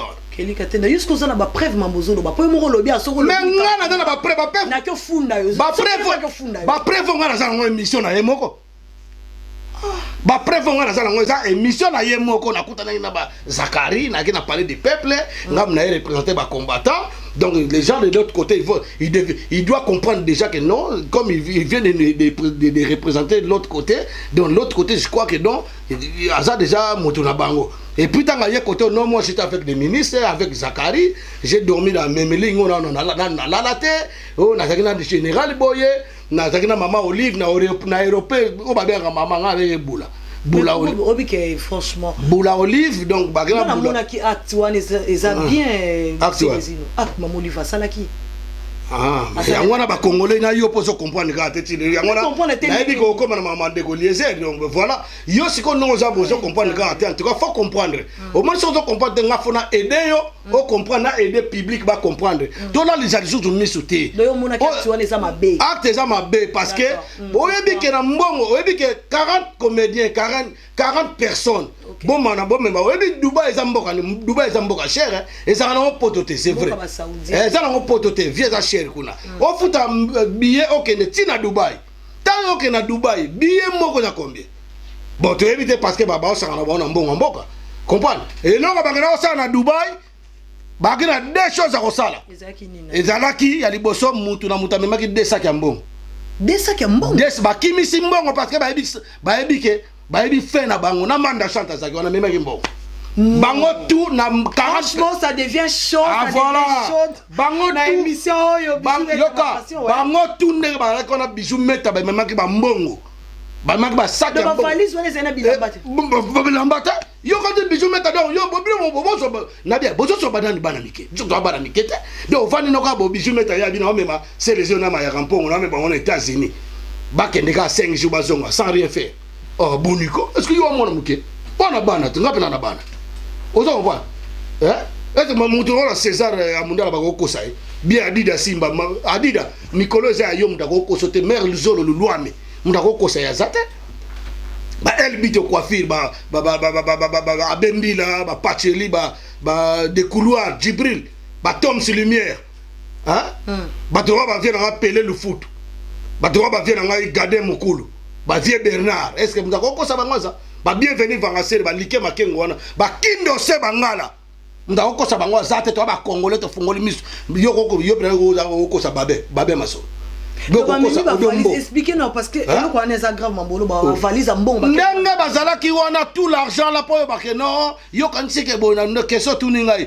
yo bi kana avec mbongo wana ya liboso na Olive wana tonga bandako mona cité moko boya sika na été so botala nga cité du fleuve bon ndako wana moto locataire mo afuta ngo kondi yebsa $1,500 hein? Bon salaire a fonctionné bien sodamo salaire nini ya moto comme $1,500 à part so ba ministre bonde ba yibala salaire a fonctionné na mboka yebsa tout le monde a grève te bato bato kufa te likola mbongo na bango nana ngwa ke fote la kuna donc bon ici to tongoli ba Rwandais bato yiba mbongo osomona exemple à liboso soki yoza ndeko na biso ya moi c'est nous na souci à peuple pourquoi ko sala ba makamba bien te ko kosa bato kene bembe moko mono fandi Olive bula Olive to akundi bemba boy on n'a pas besoin de ça donc pour bato bembe ba kufa to pour que na ko sala ba mascarade na wana zo sala te il faut bon ça bopito bon ça bopito bon ça école kolia comme moyenne 0 si ko elo na ebisio ke ya solo ba memi ba mbongo ba to kimisa ba mbongo parce que pas na ma pampex tant bazo yi ba mbongo imbécile moi so ya mabe ya kilungu mabe wana so mukombo so na uta so côté ya nini so Jeannette Kanambe wana pe wana so mériter na finga yi boss ki senga za na finga le ko ya saleté mais longue ne ya mabe alors on mutazo seka et que yo ya tisra de seka azo seka comprendre tellement mabe musu zo mino bima lo na ntsengo ebi ntsengo bakune la bilo Congo d'accord Congo hash Ozo pas ngai mbaba mbongo ya biak obi biak banque mo ba benga biak ta moni ngana lo ba vérité so boko bomanga pour la peuple bomanga pour la mboka bomanga pour la vérité et puis boko va bomanga to ya mokano nzambe so na kufa pour la peuple je suis héros na zo gal ngana na héros et puis boko kwate parce que moi je suis un maître de sujet ngana zo sala émission botana ko bima bo groupe ndenge manga tina ndako boko kona binote et puis bata poto ba kana wa samo na binote. Oh, bon, pèse mbongo, pas plutôt lire na biso bien. Hein? To lire bien, to va na mboka ba tout souci à to so na mboka na biso, pour na to lire ensemble na bande ko na biso. Ozo comprendre? Ah, wa biso mettre au télé poison au linga na été. Tant où y a même 40 personnes wana. Ko tanga na bossa. Na zana bango mayele. Na okufa tene bo, ba mso ba meli ba champagne. Ba meli ba champagne, on féliciter munde ko na ngai prophète Dingefa. Prophète Ngefa en tout cas place dedans merci mboto tina tinele mbote prophète Ngefa alela kitanga ngala kufi ya ndenga lokuta ozo comprendre donc kosala ko kufa o lomida loba ko bato o lomida loba kosala ko kufa ba bato balinga na moni siko nga peuple congolais lingi ngai peuple congolais lingi mais yo mutu moya pambala o mega ko beta ngai mbata o mbeko ya ko loba mabe yo mdo infiltrer traître agent de double G agent ANR ozana poto sito yebi bino aza para na groupe ya bato azola ta beret rouge ah bon aza na groupe wana bato ba ta beret rouge ba côté ba côté ba sango na ba vraiment aza groupe ba beret rouge ba masala mo musuba to yebi sino makambozo lo ba ya moko yo na beret rouge to yebi yo te to zana nu tika biloko wana o so comprendre donc siko ndenge za o tango ba memi 40 personnes tika mutu mo za combien. Et puis batongo ba comédien on peut ba poni ba comédien on te ba kombo yebana ba poni ba comédien on te parce que ba yebi que ba comédien on ba kombo yebana ba zakada na ben frakata koto ba combattant ba luka bango déjà donc yango kombango awa ndeto awa kombe sili bongo zo ba combattant ba zoba ba boyako ba kosi bango tozo kende Dubai c'est to longo Dubai boke Paris si matoke Belgique boya ya mo Dubai Dubai te ba menine ona mutu la brique briquini wana ni mutu mune chemise lemba zo manda chante akiyo pe makambo zo nga to ba fingi mwana nga mutu la manda chante na kosilika ata yombo na fingi ete na lobika asa ndeko na yo musicien te nga ndeko na nga ba ndeko na nga ba musicien bango na tanglo bango Bokechu artiste engagé Radek Cyprien Basta Congo frère Thomas Lokofi siko bino boliba misenyo so bako ba combattre ils ont ndenge ni biso musala na biso to yemba ba nzembo na manzembo mo vie ko fayimba mama na lingi yo na lingi yo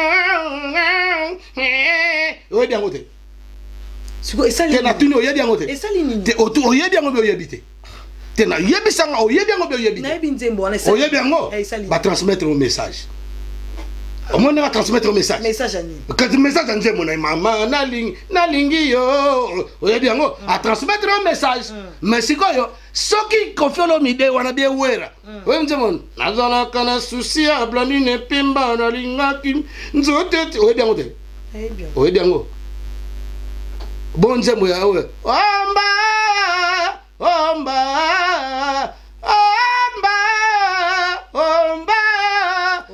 bomba oui me mongote oui ma bien te oui me mongote bon nzembo fimbu mission quoi ah il y a danger là il y a un balai pas nzembo te dire kaka fimbu c'est côté mususu mado ouais mususu na linga pour kana linga te pour dire ba ni trop mais na linga kaka tant que moto tant que bon travail ouais ma mama ngala lebi motema na motolinga la parola de Susan nisanga tana ndoto ebinza mwana mwalira banyesu mususu na ko bomanga pamba ba ko bomo pe kala mingi teko ta ba ko boma eza na nouvelle na renaissance na nouvelle république na zo tuna ka ba mzee mwana to ba yemba bino boyebi yango oui yemba pe na yebi yango na chango na ba disque parce que choix na yo so ko benga na yo tiro musique na DJ na ko tia yango parce que yo ndo futinga la na ko boya te na ko tia yango yebi transmettre un message et ça ndenge mo nde ba transmettre ba yembi pena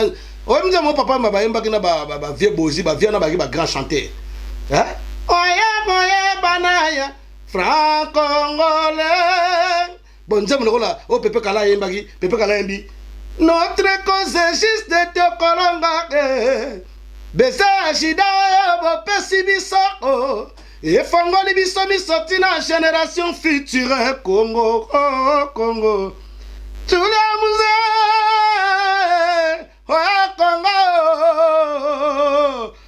boya kina tembe boko suka na tembe otumbali bana Congo yebake okosuka yebsanga za ba message ndemo na banzembo wana est-ce que là non nous est là est-ce que na boy ka la constitution c'est bien il fallait continuer en c'est bien il fallait continuer après to pouiller nzembo est-ce que bato ba yemba biso to pouiller ki bango masala ki nzembo na lobi ba pepe kale ba yemba message na noel koma dénoncement bon dénoncer ozo comprendre ngai ba commander ko dénoncer yo ndimi ba ndeko na biso na artiste collabonde baza na belé ba artiste ba lia mbonga gouvernement de ba lia kango nde baza wala ta ba ko boma na boma o mususu ba beta ki kala mingi ba betie mabe ce qui pas tu RFI na sepela na ngote pas ndeko na ngai na ko sepela makila ba peuple congolais etanga ndeko na parce que quoi désordre za na mboka mwa mutaza na nzala alingi siko soki héritier soki héritier na wakanambe amema ya ko défendre bande aya ko défier bande ko nesu ya combattant o bazolinga ba bunda pona droit na bango na kisasa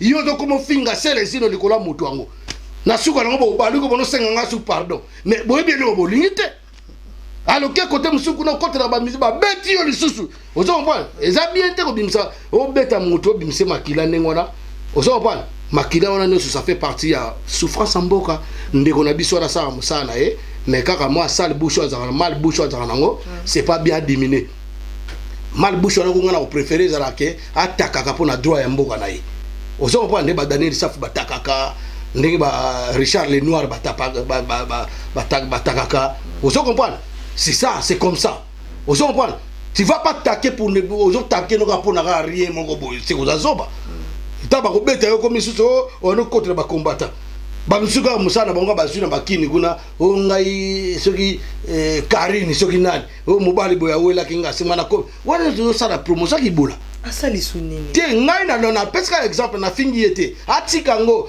yango na lobi na tala na loba ana bike ndeko na biso Gloria Panda shala tala siko yebisa yo oko be ko comparer na mutu wana una to tanga petona no to tanga comme Karine Mokonzi il y a pas photo mais kasi lien zate gloire za muta politique c'est une défendeuse du peuple à défendre le peuple botaka na politique mais siko Karine azane chroniqueuse en défendre le peuple bon Aïcha Kokozana yebisa Aïcha Kokozana maman tala maman bofongo monta bino ozo pesa sango boye bofongo la bato ba mémoire minute on a moi que vient en biso César Ngadi apesa ka ba information ngo 5 minutes ezo fongo ezo conscientiser peuple bosanga na bino nyonso to comme notre eloko moko comme tout un peuple to bunda pona mboka na pona za pe ba doa na bino misalo boye ko ngo classe za ba dona bino tam si yo kenda classe na yebite so yo kenda classe c'est bien ça mais e bere ba ke classe te tam si bino boko aider bango lo bazana ba droit bazwa pe ba mbonga bien ozo comprendre donc yo tama memi ba 40 nini wala kosina no bato ngani ba okende Paris ba monio ba bi couler la Paris ba monio donc acte wana pour yo eza ma bena mambongo wana il fallait basala ta ba cantine scolaire. D'accord. Basala ta ba maternelle. Basala tout ba faire évoluer éducation ya primaire et secondaire et ba ben éducation bon éducation ya mboko ya jeunesse na biso. Hein? Ba futa ta ba soda. Ba futa ta ba soda. Comment que le foot la 40 personnes petit billets. Heureusement que tu peux quitter pour combattant en résistant, na ba maman na papa ba combattant diaspora ba timba. Heureusement ba commettre parce que ba ça na ba poison. Ba poison obi bo mona kiango. Maman, obi ba msuba zo kufana. Obi na kata. Ba poison de ba poison. Na lobi maman, bolo ba ma ko sala assemblée technique yo zo loba no kaka. Tenga na zo loba ka ça ça. Yo zo loba. Na moni na poison ngo te ba. Yo na no yo ka te ba yo na no yo ka te ba kufana poison na Congo. Oh, ngibonga na yebi no melo mambo lekana na.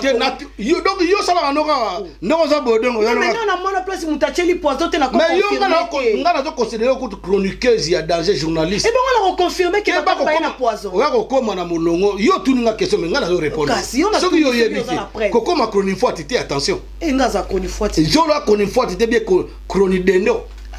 Ça bien chronique kwanga tiga na yo. Ozo mpa ngana zo yebisa oboye. Batu wana ngana zo informer yo parce que ngai batu ba yebisa ngai mutu a okene petit Zakari wana yebda yela so information yebda yakina information ba poison Oliva tini bono ba poison batu eloko ba fali so botuma ba le kala mbongo ba kimisi yebda yebisa kibiso ozo mpa donc aza grand informateur ya osakanate traître agent de double G mutu wana yo tangi kenani o mbatu ba journaliste on to mona ba bele be bokenda sasa. So on m'a remboka ngoza biete so comme na aéroport anjiro ba tuna babino e passeport et go tourner sur ma PC ozo ba boya le ga bon point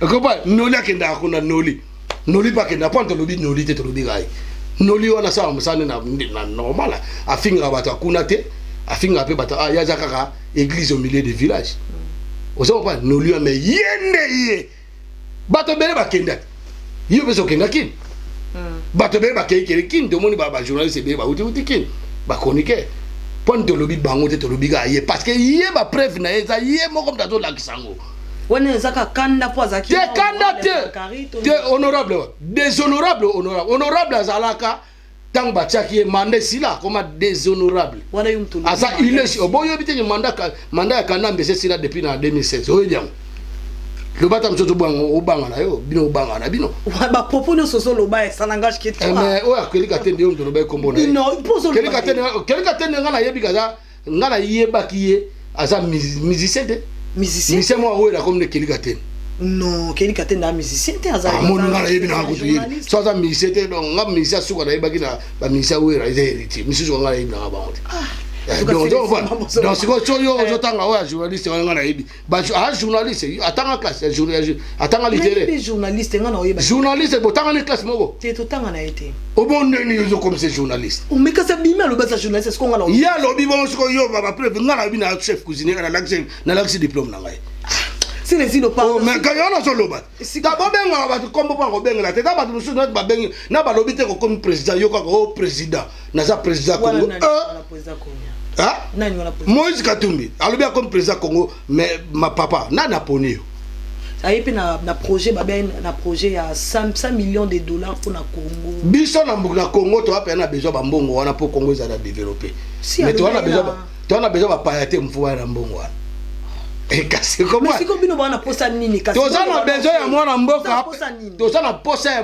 maponomi et ça maponomi les élections et ça na ndenge ya bosolo pe lelo te to ça l'élection na ba payater baza na mboka donc nakata ndako na yo ko kabula lipate lipeza na mo ko kabula bana na bana mo bayiko kota kana mbuli ke pesa biso na makasi o sala ngote donc za ko la mboka donc mboka to na besoin maponomi na bosolo o ba bengi transition na nzela oyo monseigneur mosengo akomema biso donc to ko sala transition sans gouvernement sans kanambe na gouvernement na illégitime de médiocre to sala na bango parce que bangonde ba kwesi mboka babomi mboka ezindi babomi mboka puis baza bapaya bandeko na biso ba traître collabo ba traître congolais parce que ngala kama ata mosuba lo so mboka na biso zo beba eza pona biso mo ba congolais non yo zo sepana bango sala yo sepana nde baboma ba mboka osepelaka bien osepelaka te non koboma eza mabe eza mabe donc sikoyo mboka eza na insécurité donc bandeko na biso na lelo oyo tozoloba bato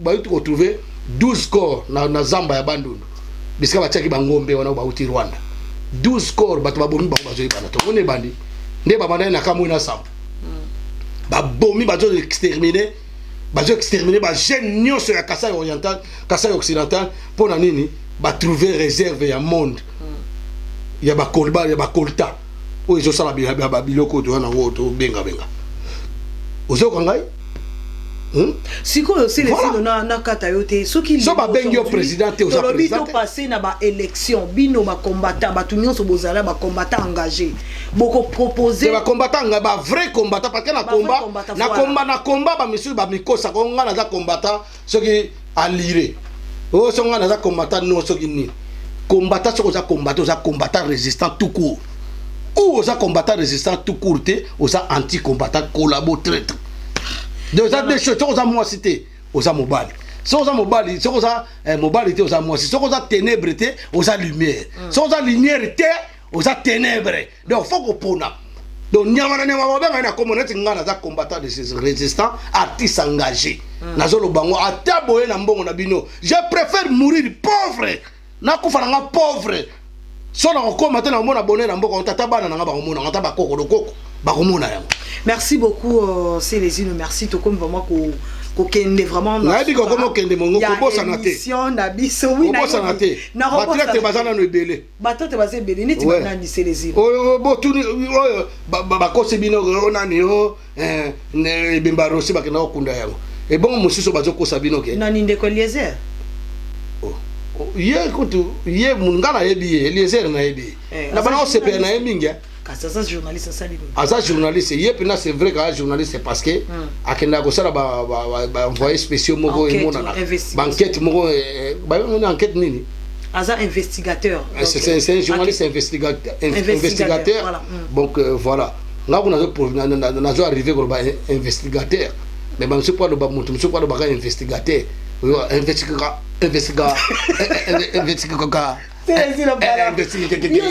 problématique. Oh là là là. Bourgeoisie, terrorisme, terrengo.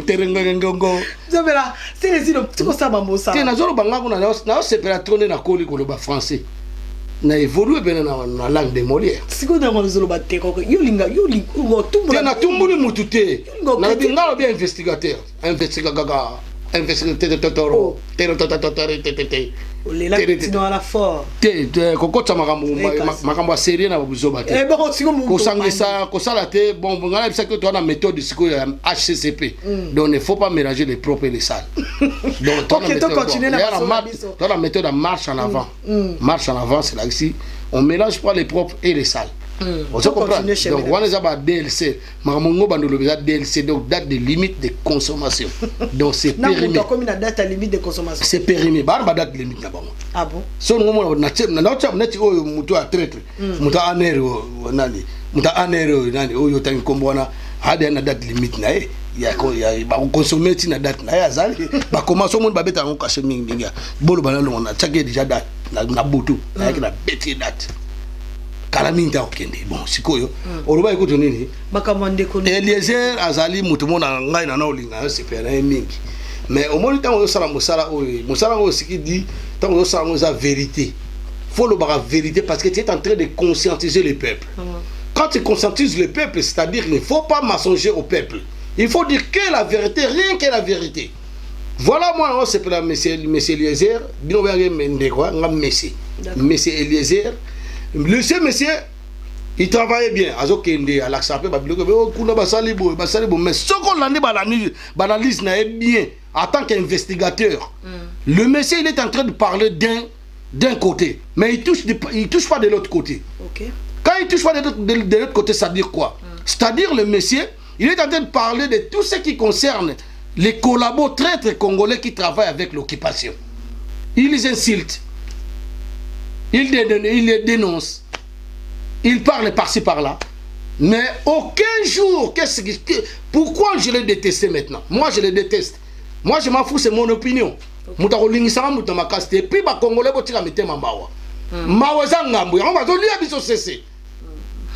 yango batodi biso c'était mawe indeko nani oyo monsieur nani na opeso demba makambo koye bango to après to silisa mutu wana otangi kombo wana Eliezer wana azali mutu anosa musana ye très bien, d'accord, ozo comprendre, azali mutu anosa musana ye très bien. Si c'est un journaliste, moi j'accepte bien, c'est un journaliste, un investigateur, mais yo posa journaliste, ba journaliste ebele bana ba kisasa kuna ba Mike Lokamba, ba Matika Songo, banani oyo, ce sont des journalistes parce que ba makambo za nzela et ba comme nani Stemai, Frank Stemai, Vincent Chilouisi, Aïcha Okoko, nani susu Gloria Olangi, la petite, je te salue Gloria Olangi, aza bolanda makambo mingi mikolo pour préparer à venir na bino. Botika papa mbo nani alinga bimisa disque, on nani abeta ki nani, on nani apesa ki badon.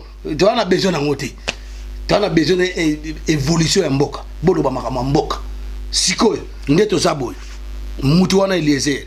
Aloba makambo ya bien à l'accepter famille Rosito mon ami qui n'a pas azo la makambo belé oza bien té eza déplorable, on peut pas, c'est insupportable. O ya la ça ne to sepela na ndengo na met tango eko koma kaka aloba makambo ba Rwanda té o ke mboko na se occuper ba Rwanda ko banana Kanambe Zoé Rukwiza Kamere Ruberwa Jeannette base bele ba Rwanda bato na mboka basala ka mabe basala ba scandale moko di jamais vu bato teka passer par là ba nino ekolo ya Gombe wana comme ngoni eligo koko ya Gombe wana atene de la Gombe bateka bakena na jowa uto teka nini oyo comme ngoni ni motel Fikin bateka bato teka partout ko yiba ba toni ya na Jekamine ko yiba partout ko boma mais Eliezer a lobela ngote. Alors, peut-être, Eliezer Yimoka Lobango, mon a la mission à Lobak, non, Congo est occupé parce que drapeau à Rwanda est en Congo. Mais président, soi-disant le faux président là, un président bourrique, illégitime, un président illégal, un président non mandat. Hein? Azana ni Rwandais. Et il y a partout. Est-ce que jeune Afrique de Bobiso? Tant par le que Moïse Katumbi, il est de nationalité italien. Bisom de l'Obiango, jeune Afrique de l'Obiango, et les airs de l'Obiango de Poil. Conclave auto salam en Afrique du Sud. Ce qui ne connaît pas Bishop Élysée, Abimisa Magambo, nettoyé bien. Moïse Katumba, toi qui lumbe na nino na Afrique du Sud, notre bouteille on a pas net. Azu lumbe, azu mouette. Il y a Zala Kunat. Azala Kuna. Tala, toi tu as un sentiment pour la Nambongo. Ba sentir tout bantola na valeur na mboka na biso o bono boko so ko ba mbongo ya bie ba miete wana bozo soate ha to tika na makambo na ya kolanda mbongo opinion na ne comme kana mambo o ngana okenda nga côté ya Moïse Katumbi wa pazo solo la bien mais ndeko na bino te ana mosa Rwandais du sous Rwandaise niesi ya Kagame oh aza mosa Rwandais oui niesi ya Kagame mutu azana nationalité douteuse. Mais pourquoi? Il veut faire qui nationalité? La vérité, Jeune Afrique, c'est la vérité. D'accord. Et l'Obama partout dans la Bossania.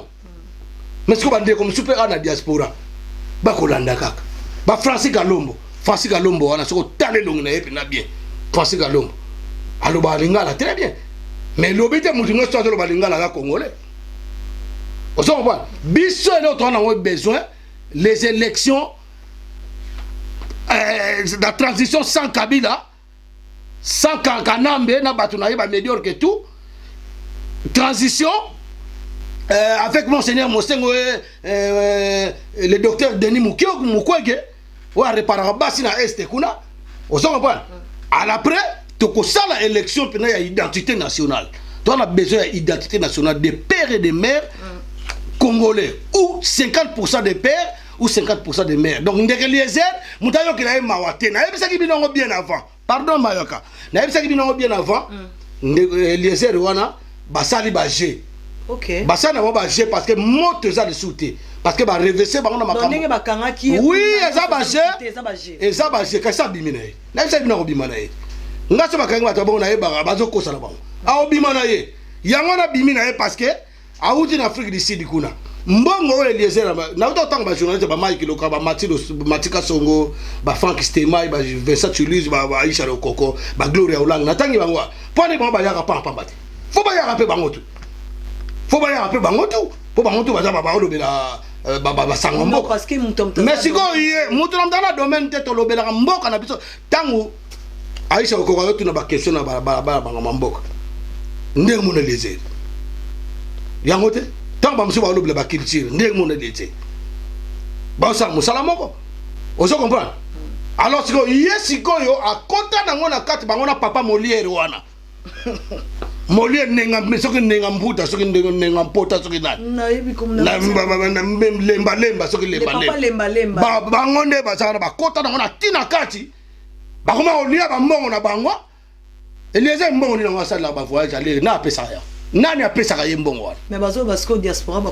jaloux na lobi jaloux na nini bito olia ka bien na utako ye bisango to lia ka bien to na toilette très bien bana so batanga ka classe au fele kutu ozo comprendre ba cantine au fele banda kutu wa tam subino ba femme seule pardon oza femme seule César Ali bona bana ebele famille nombreuse bo futa la mino na se bon jaloux nini yo yo la mutu mo boy et en même temps ba kangiye en même temps ba koto bana ne ba sala accident et bien mabana on te le réseau du matin et bien mabana ba kufa te et bon c'est les yo so souhaite ngala kanja ba kufa do ba zela non pardon ko lo ba kufa kite lo ba kufa kite gloire à Dieu ba za bande koneso ba kongole ngapena ko sepela liwa mutu te ozo na ko sepela ata Eliezer atande ba kanga ki wana na sepela na liwa na ete mais fa yé banano ba kangi parce que ndenge nini bato po Moïse Katumbi na Kanambe ba swana te ba ba masa tilelo ba otu ba paya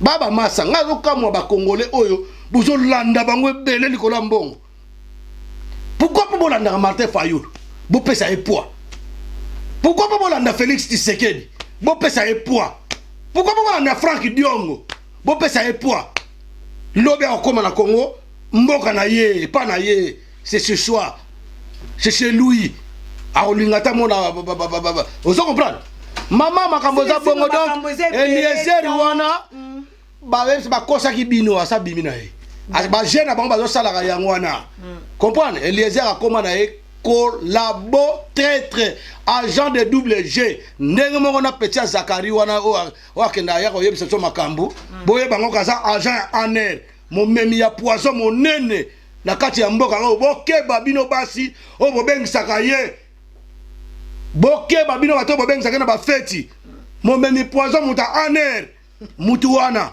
donc ana mingi koloba te ba combattant restons branchés tous à la bomoko bokeba na ba poison yebele muta memi ngo keli katende wana o lobi wana donc ngam na yebi kombo na tena tanga kombo yo donc ana mingi koloba te na pesi mbote na Sarah Martinet toujours Sarah Martinet Masana yote moi c'est kitoko Sarah Martinet la grande dame la mikolo ba benga la lion wow donc nga mikolo na donc ba benga lion maîtresse pour ça maîtresse Jiduka azape gardien de la paix donc azape na fonctionnaire public et na profiter na pesa mbote na ba Anil Wawu nduzitende na pesa mbote na Babe Masombo Odombo Zorobile na pesi mbote na Jibele Courant na pesi mbote na nani Vieux Louison na pesi mbote na ba combattant belé ba Dieta Kabuya ba viena nga Chimbalanga na pesi ba Aziko Force pourquoi pas na pesi ba combattant le ba Arafat ba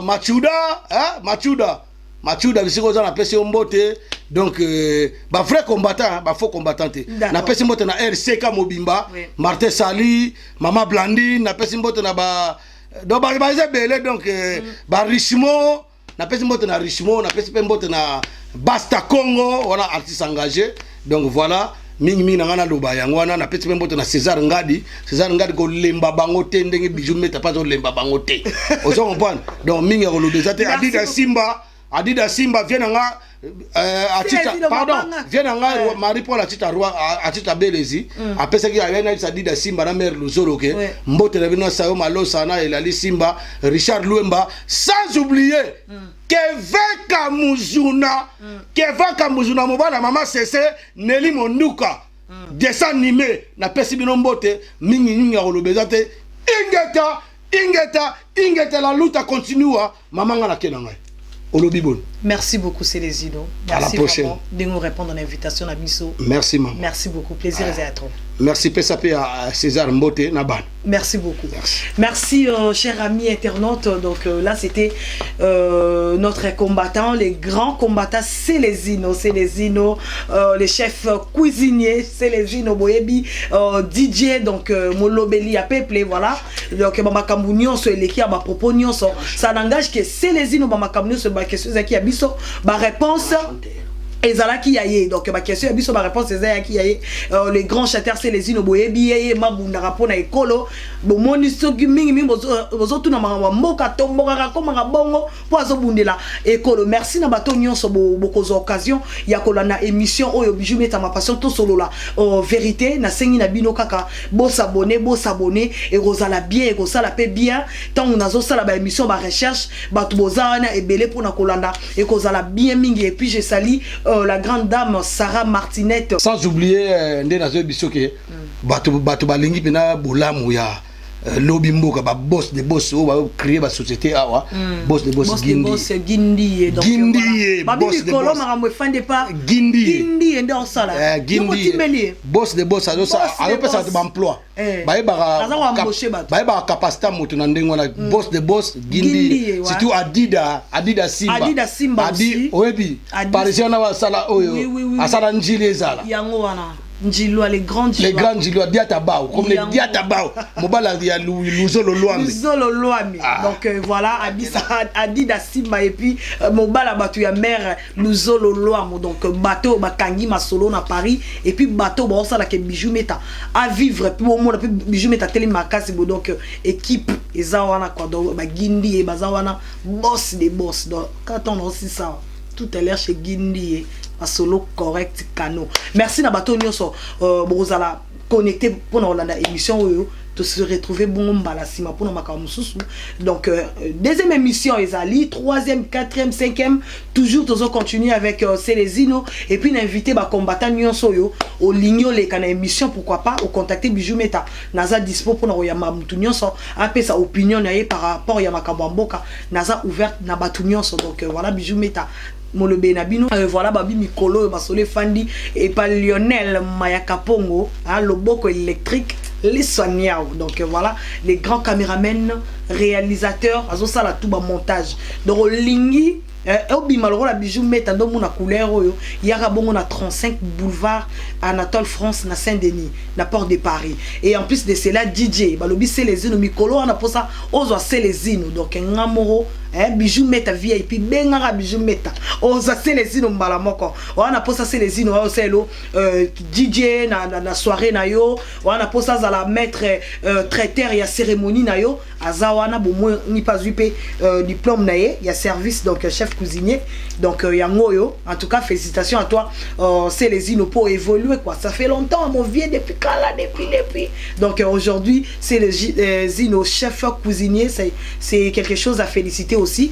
Et voilà je dis merci na place oyo na studio oyo à toi Papi Mangunza, merci beaucoup pour l'espace na yo et puis merci na bato nous sommes soutenir Bijou Meta Simo Enga depuis États-Unis Nekonanga Isengo Kudi Bende depuis États-Unis Nelly Songa bato nyonso bozo soutenir Bijou Meta la lingi bino mingi Moutunanga ou Afrique du Sud, Trésor Mouchi Socrate, merci beaucoup pour notre soutien à yo.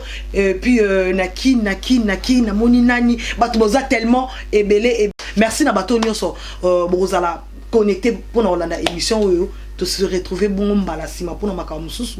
Donc deuxième émission ezali, troisième, quatrième, cinquième toujours toujours continuer avec Célésino et puis l'invité ba combattant nyonso yo au ligno les kana émission pourquoi pas au contacter Bijou Meta naza dispo pour na yama mutu nyonso apé sa opinion na par rapport ya makabamboka naza ouverte na batu nyonso. Donc voilà Bijou Meta Molobe Nabino, je suis là et on se retrouve très prochainement pour na makamususu. Bye bye.